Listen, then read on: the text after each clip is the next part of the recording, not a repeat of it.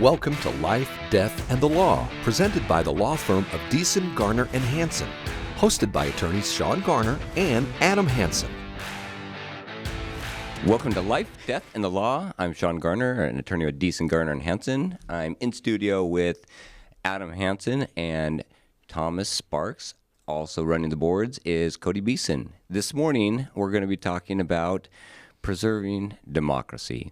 And we've heard a lot about that in the news lately, and so we're going to see how our government is assisting us as the people who don't understand how to vote for our leaders properly, how they're going to preserve democracy for us.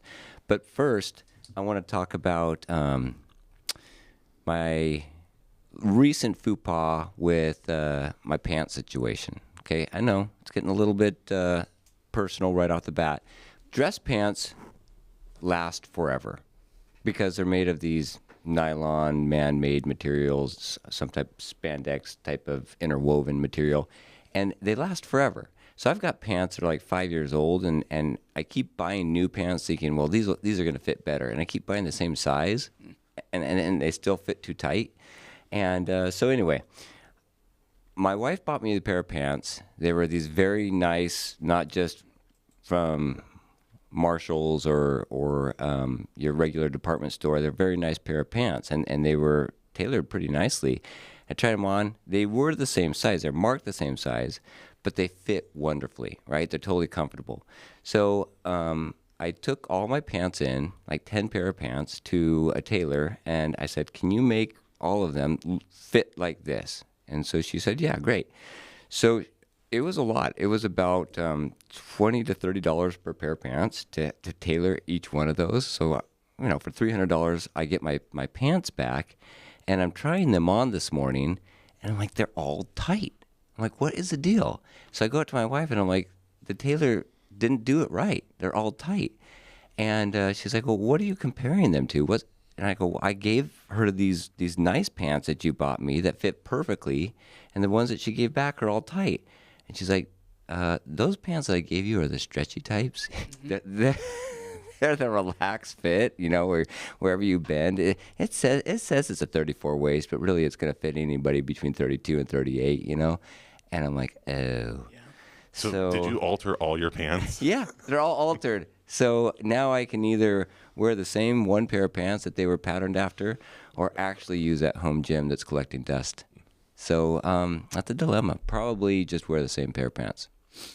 That's the only rational solution. Yeah. Back to democracy.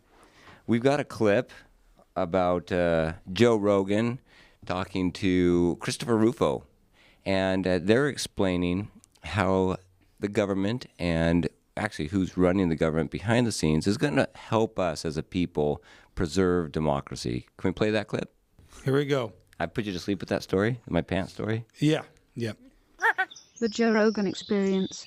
When you look at the current political landscape, particularly these trials, how disturbed are you by what seems to be this acceptance that people have for prosecuting political opponents? Because to me, it's, regardless of what you think about Donald Trump as a human being and the polarizing figure that he is, setting the precedent of trying your political opponents to somehow or another either put them in jail or make them seem like complete total criminals in a way that would, for the casual, for the person who's not reading deep into the headlines, for the casual Democrat that sees this Trump real estate thing that just happened where he got fined $365 million. The casuals, I've seen people argue, that, fraud is fraud and this, that, and he's a fucking fraud. And then I saw Kevin O'Leary explain it from Shark Tank. He was saying this is what every real estate developer does. They say, my building's worth $400 million. And then someone comes along from the bank and they say, no, it's worth $300 million. We'll give you a loan on $300 million or whatever it is, whatever the number. It's negotiation. But also, real estate pricing in general is a strange thing to say that's fraud, because people overvalue their property all the time. I mean, it's a standard thing that people do. When someone has a house and it's worth $700,000, They decide to list it as $900,000. So, Thomas, you know a little bit about this case in New York. What is Trump asking for? Well, what did he ask for and get? And what is he getting charged for in this fraud case in New York? Yeah, so Trump, when he was building, part of his New York, empire, if you will, he was doing a lot of real estate, and he was putting up collateral that he owned to be able to back loans up. So he would say, I've got this building that's worth $200 or $300 million, and I think I should be able to secure a loan for this new building I want. And the bank's job in a normal transaction would be to say, okay, well, let's send our people over to that building, and we're going to counter you and say that building's only worth $200 million. So, and there's going to be a little bit of a back and forth, and then they're going to reach a number they both agree on, and then they'll secure a loan. The case was about the city of New York, the prosecutor's office, saying that we don't think your building was worth that much, and we think you defrauded the city because you're overvaluing your building, and therefore you got a loan you shouldn't have got. And here's the irony. The city didn't actually even fund the loan. It was a privately funded loan. The city didn't have anything to do with it. The only reason that the city is involved at all is, and it's actually the state, it was that because states prosecute criminal actions, not private citizens. Private citizens sue for civil damages, meaning money damages. The bank never sued for money damages for a big reason. There were no damages. The loan got made, the loan got repaid. The building was built, and everybody went on doing business. The loan was repaid with interest that was agreed upon. And so they're going back through the paperwork, determining, okay, what can we accuse Trump of and indict him for so we can prevent him from running for president again.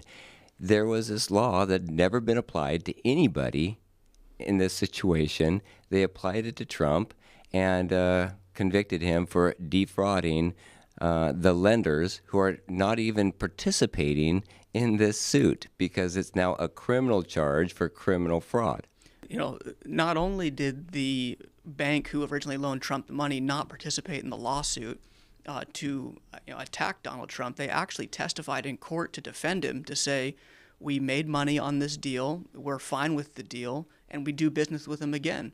So I don't know in what world the person who is supposed to be harmed comes to the defense of the person accused, and they still lose, saying there was no crime here, we felt good about the deal, and we loved it.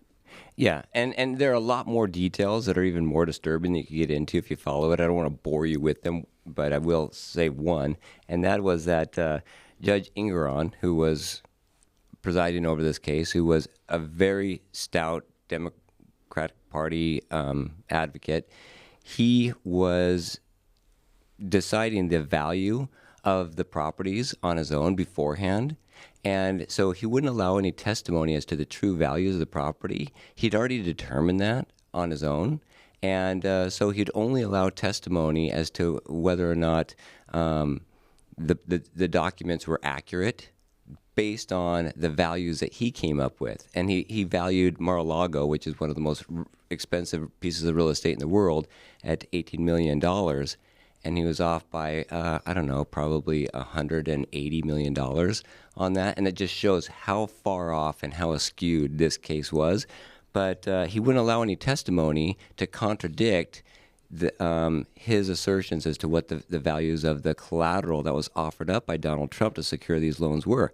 So anyways, he gets convicted for fraud. And it's not losing a civil case. He gets convicted of fraud. So with fraud, the state gets to assign the penalties, and they assigned $350 million, some odd dollars, and plus they went backwards in time to say, well, since this happened so long ago, we're going to assign interest, so another $100 million in interest on top of that.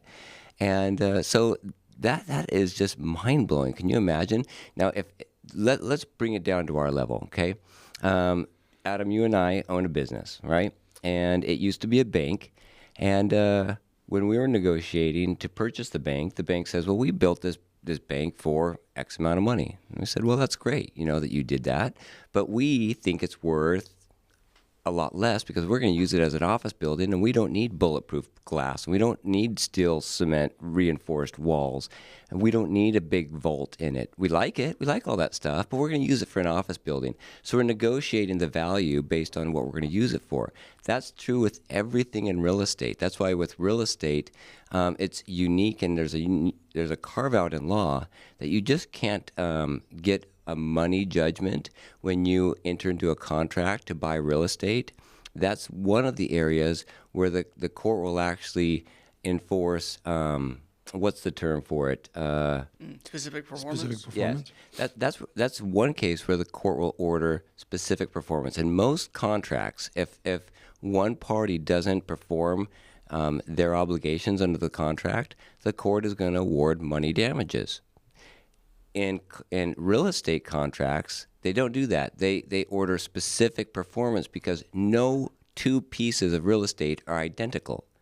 And that's the same thing with, the deals that he was doing in New York. He's saying, this is how much it's worth because of the place that it's at, because how I'm going to build it, because the reputation that it's going to have. All of these things go into that, and the judge says, nah, I'm going to determine on my own. So anyways, that is obviously a weaponization and very, very biased version of the application of the justice system. We got to take a break. This is Life, Death, and the Law. Coming up, more thought-provoking conversations on life, death, and the law right after this.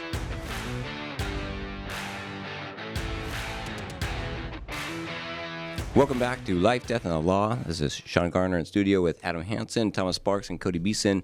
We're talking about the unbiased justice system and how they are preserving us from losing our democracy by telling us who we can and can't vote for, which you listen to that a little bit slowly.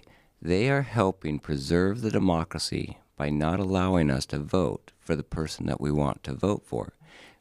Whether you like or hate Donald Trump, let his name be on the ballot. In a democracy, if we don't like him, we don't vote for him.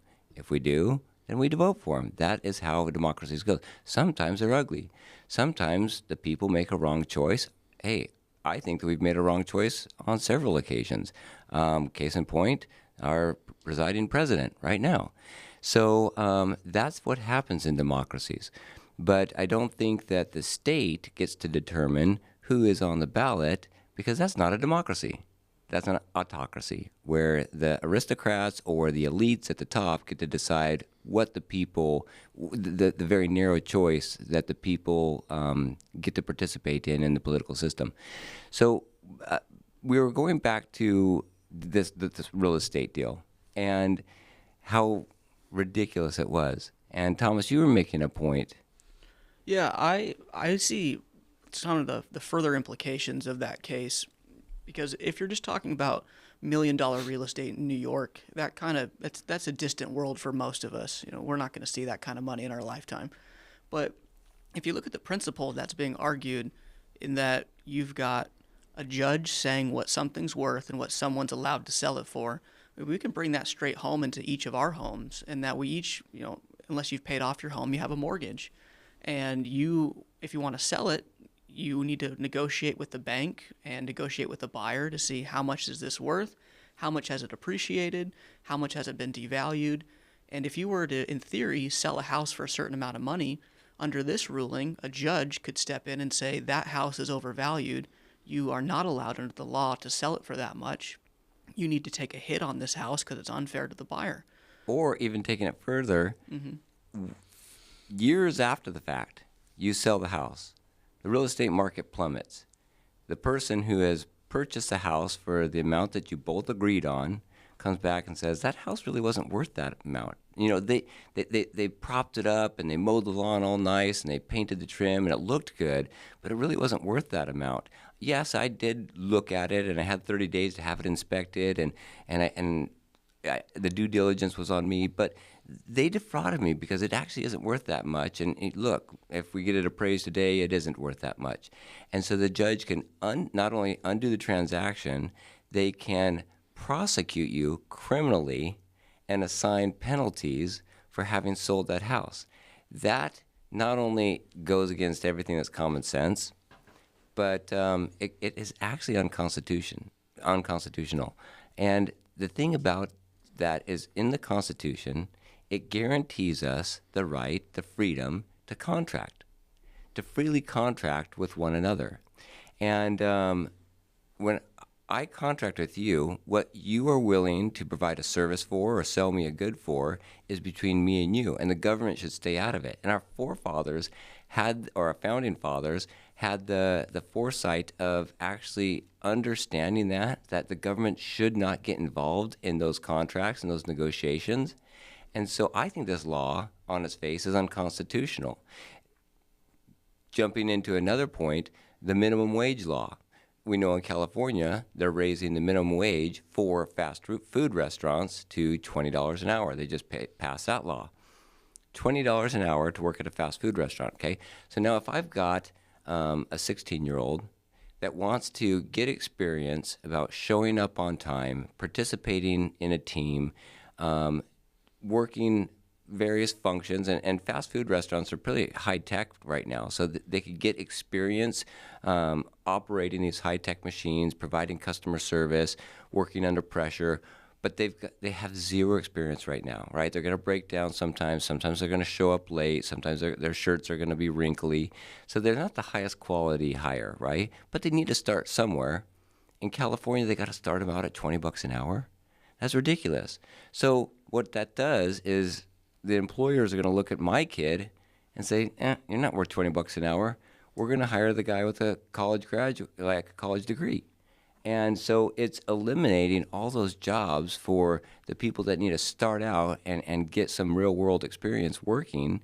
And it's also hurting the employers because they're hiring people at a higher wage, and the people that are hired at the higher wage, it's still at a fast food restaurant. I had to go to get my bachelor's degree. I'm showing up on time. I'm showing up with my shirt pressed, but I'm still working at McDonald's, right? What was the point? I was told if I went and got my bachelor's degree, I'd get a real job and not a start-out job that, some pimple-faced teenager ought to have.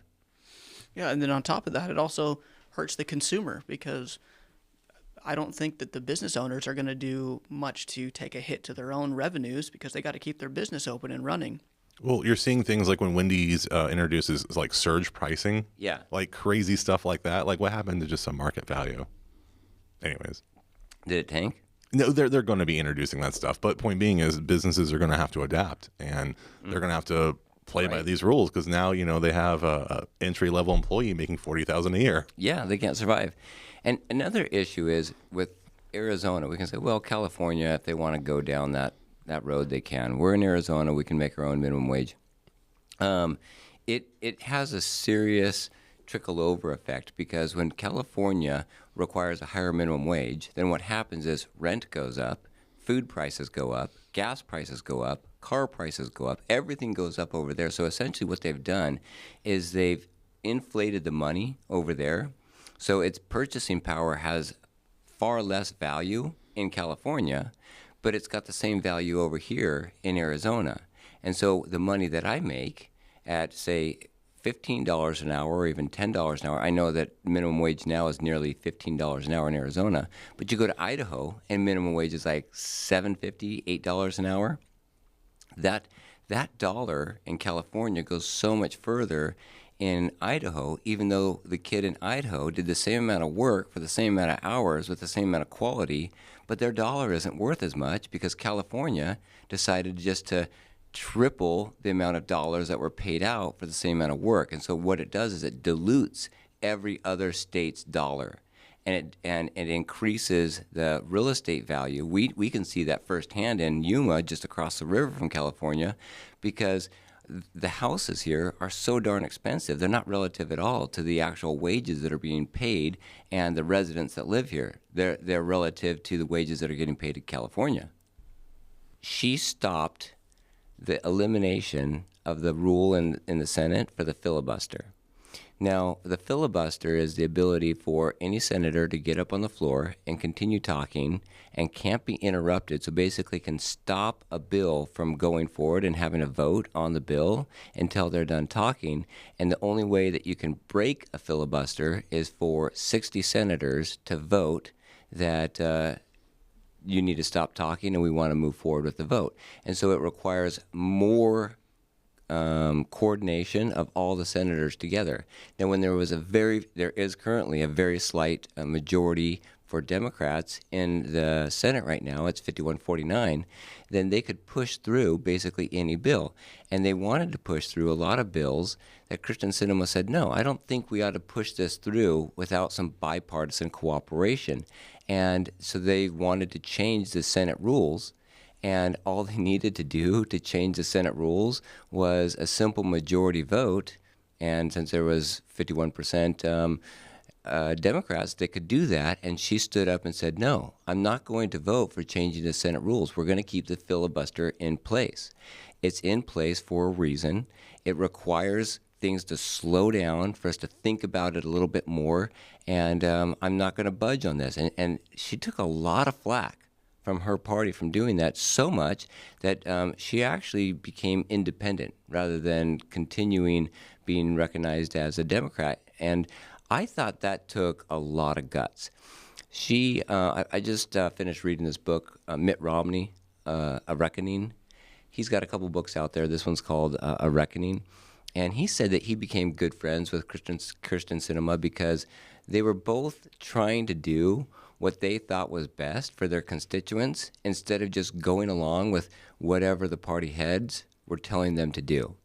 And that was the same with Chuck Manchin. Now, what is a common theme with Chuck Manchin from West Virginia, Kyrsten Sinema, and Mitt Romney? They're all resigning, or they're all not going to run for re-election. They're just burnt out. The machine has ground them up and spit them out. They've gotten so much hate from their own party that they don't even know where to sit at the lunch table anymore. We got to take a break. This is Life, Death, and the Law. Have a question or want to join the conversation? Our phone lines are open. Call 344-5258. That's 344-KBLU. Welcome back to Life, Death, and the Law. We're talking about Kyrsten Sinema not running for re-election, along with other moderates, whether they were Democrat moderates or Republican moderates, Mitt Romney being the Republican moderate from Utah, and Chuck Schumer being the Democrat moderate from West Virginia. Both those three individuals, if their names weren't on a bill, those bills weren't getting passed. They were swing votes for our states. They were like the Sandra Day O'Connor for the Senate. You know, Sandra Day O'Connor really decided where the Supreme Court was voting because she was supposed to be conservative, but she often voted on a liberal agenda. And these individuals, I think they actually exercised conscience when they were participating as representatives in the Senate. And I think that takes a lot of gumption. I don't agree with a lot of their policies. Mitt Romney, he's a guy that I've followed him for a long time. I wanted so badly for him to win in 2012 and when he ran against Obama's second term. And he worked very hard. He was a never-Trumper in 2016. He thought that Trump was going to be devastating for our country. Time has told that didn't happen. I think Trump was very good for our country. I don't necessarily think that Trump's personal life is stellar, but as a president, I think our country went in the right direction. And Mitt Romney, he also supported the BLM, which I thought was I didn't like that at all. That was really hard for me to swallow.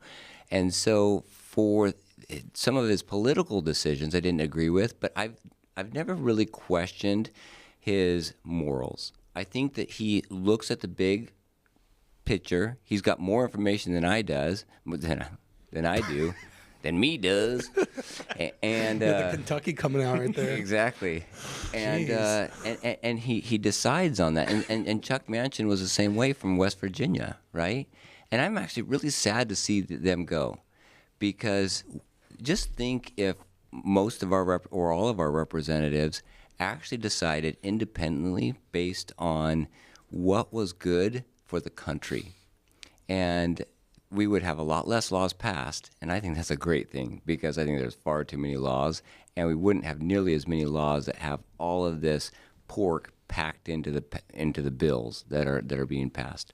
Cody, what's your take on Kristen Sinema? Why is she electing now not to go for re-election? I know that you've got a different point of view. So my crazy conspiracy theory on it is look at the deadlines and look at what's coming up in about a month or so. They're going to have to make their decisions. I think she got out of the way to not split the race and not give it to Carrie Lake. So I think there was a deal made with Democrats. Again, this is all conspiracy theory. There's no proof of any of this other than logic. If you get out of the way now and then maybe next year when you're lobbying, you'll get what you want.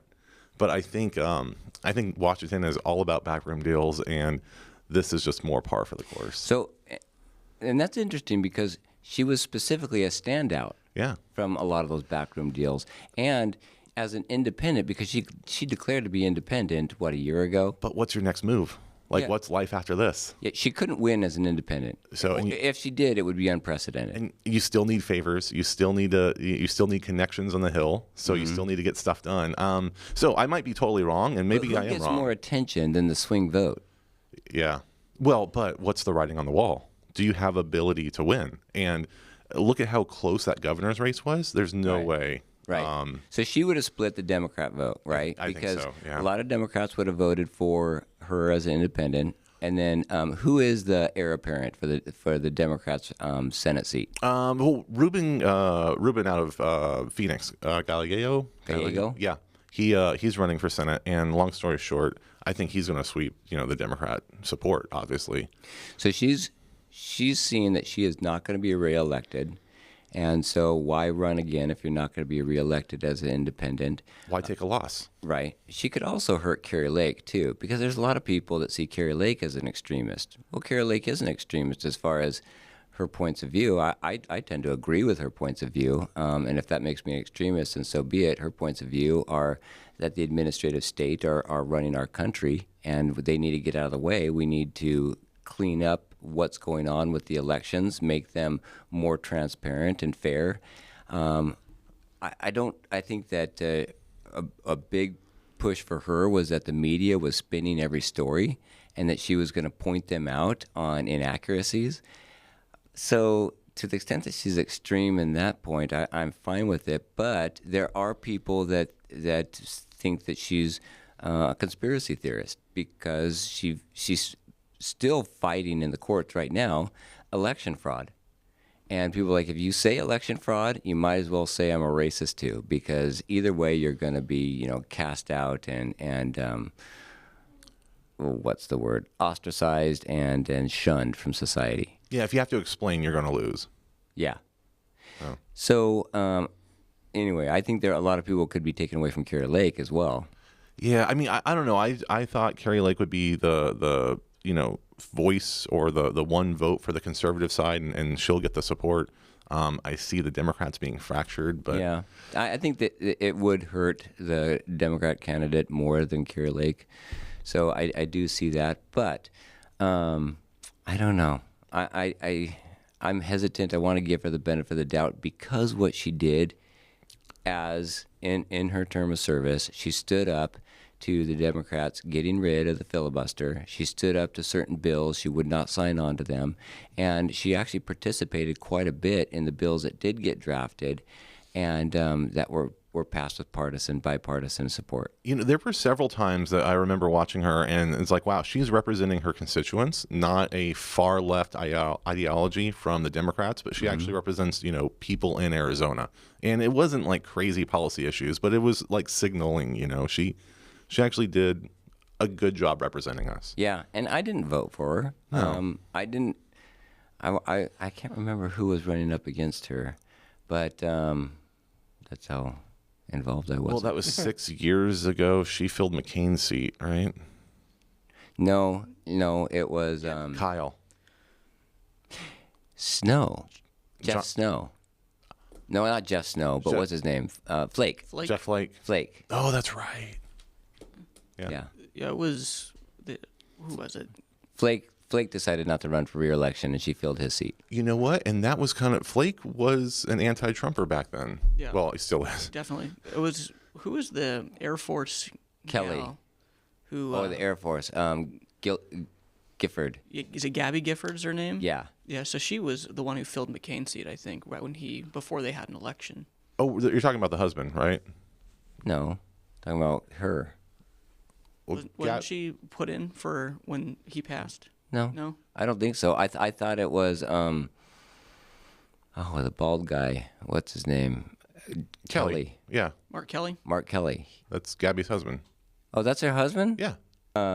Well, I mean, the fact is, Mark Kelly got appointed. Kristen Sinema filled the seat of Senator Flake. And, anyway, I don't know where we're going with it either, but No, I'm thinking Martha McSally. Martha McSally. that's who, yes, she ran against Martha McSally. Kristen Sinema, And she beat her, and then Yes. and then Doug Ducey appointed McSally to fill John McCain's seat in the interim when he passed. Is that not correct? I thought that's what happened. And then she got beat And then by she Mark Kelly Got beat by Mark Kelly. yeah, in the actual, yes. election. Okay, Yeah. that makes sense. which Mark Kelly hasn't really, I haven't heard anything about him. Mark Kelly I think he's a windbag. Meaning, like, he's not out there. He's a non. He tries to be. Oh, really? I haven't heard him.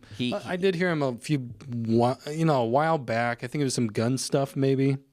Yeah, he tries to be. He tries to get out there, but he always votes. Like, if you look at his voting pattern, it's 98% whatever the Democrat Party is voting for. He never stands up against the Biden administration. And, if he really believed all of those things, then that's great. But what's the likelihood? Most people that are well-meaning, that are voting their conscience, have a difference of opinion. That's true. I think that I struggle with that thought sometimes just because, like, for me, I think of the Supreme Court when I think of this argument, in that when I think a Supreme Court justice is appointed because they're conservatively valued, not necessarily politically, but their value system is morally conservative, and then they vote not according to how I think that should play out, it makes me upset. I think, like, well, man, like, you got appointed because of your value system, and you're voting against what we thought that you were going to be. And I can see that being a hypocritical point of view if I want to try to bring that over to politics and say, I want compromise, but at the end of the day, I want you to do what I believe is right, and I think I'm right most of the time. I think everybody thinks that. Well, yeah, I mean, if you're married, then you know that compromise is required. Correct. And that's actually a famous line from Mitt Romney. When he was running for Senate in Utah after he lost the presidency, or the run against Obama, one of the people in the crowd, yelled out, "Well, Mitt, are you going to compromise?" And he goes, "Well, are you married? Because if you are, and it's been any amount of time, you realize compromise is a requirement for us to coexist. Sure. You're going to need to compromise. Now, does that mean that you compromise your values? No, you can stand up for your values, but understand that there is a give and take. And I think there's a big difference in what these three individuals that I'm talking about, Kristen Sinema, Chuck Schumer, and Mitt Romney, have all done. They have voted according to their conscience. It has been conservative for the most part with Mitt Romney, and I think it's been liberal for the most part with Kristen Sinema. But when it came to big issues like the budget, when it was the Inflation Reduction Act, they were like, no. That they voted against that. And the Build Back Better Act, they voted against that. And so those were things that they stood up and said, this is actually hurting our economy more. And yes, that is our party's line, but we're not going to do it. Yeah, and I love that. I think that, to take Mitt Romney's example of marriage, and I think that the antidote to, like, permanent compromise is marrying a like-minded individual. So if you have a person who shares your thoughts and your values 90% of the time, the 10% of compromise is pretty easy. Like, it must be a really bad idea if my spouse is saying, don't do that. Or you have to really believe in your idea and how important it is, because you choose your battles. That is something that you do in a marriage. And so when my kids are going to school and my wife is really adamant about them attending one particular school, she usually wins that argument, right? And when it comes to the hours that I have to work, I usually win that argument. And so we have to choose our battles and defer to the person that has expertise in that particular area. Sure. And I think that's more palatable to me. If I know my representative, who I believe shares my value system, is going to vote how I thought they would vote 90% of the time, and then the 10%, arbitrary numbers, they break from the party and say, this is too much, I'm willing to tolerate that and to be able to listen to their point of view. Yeah. That's all the time that we have for today. This is Life, Death, and the Law. If you have questions or want to know more about something that was discussed today, please call the law firm of Beeson, Garner, and Hansen at 928-783-4575 or visit yumaestateplanning.com.